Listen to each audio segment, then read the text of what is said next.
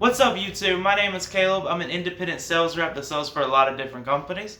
And in this video, I want to talk about the two things that kind of separate the good door-to-door salespeople from the ones that don't do as well. And the reason I'm making this video is because I actually just got done going door-to-door. And I've noticed that when I go selling with other people, a lot of times like our introduction is pretty similar. Our pitch is pretty similar for the most part.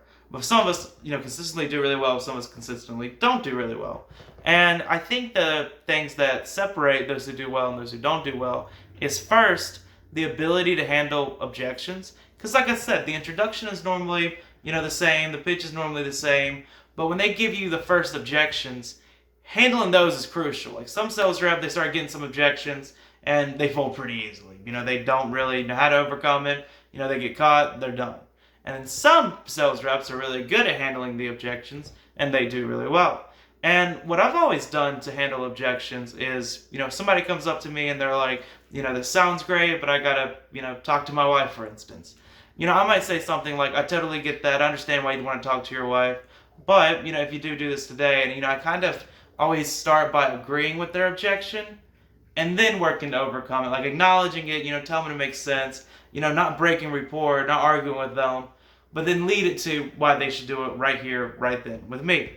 And that's just one example, but what I've noticed is a lot of times the objections are what makes or breaks the salesperson. They might have like a killer pitch, get hit with an objection, and they're done at that point. But, like if you can overcome it, you can keep going. And handling objections is obviously the really big one.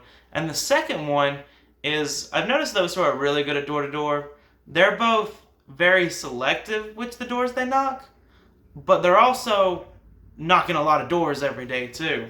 So like they might go to a neighborhood, they're very selective on the houses that they actually, go to, but they're actually going to a lot of homes every day. Because, one thing with sales is it's very much a numbers game. If I talk to more people than someone else that I'm going door to door with, I'm probably going to do better. And if I'm talking to a lot more people than they are and overcoming objections really well, I'm obviously going to do a lot better than they are. So like one of it is just pure work ethic. You got to knock on a lot of doors. And the second one is no matter how interested somebody is, they're going to be throwing out objections and you've got to overcome it, which again is what I do is I agree with the objection, acknowledge the objection, turn it back to a sale, and then just keep going from that point. So if you're doing those two things and you're doing it well, then you're going to be really good at door to door.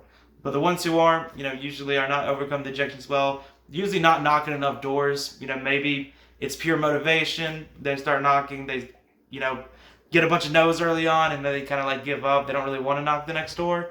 But if you keep going, you talk to enough people. If you can talk to enough people and overcome their objections, you're going to get a lot of sales, and that's just that. Thank you for watching the video. Again, I'm an independent sales rep. You can check everything about me, link in bio. Thank you for watching.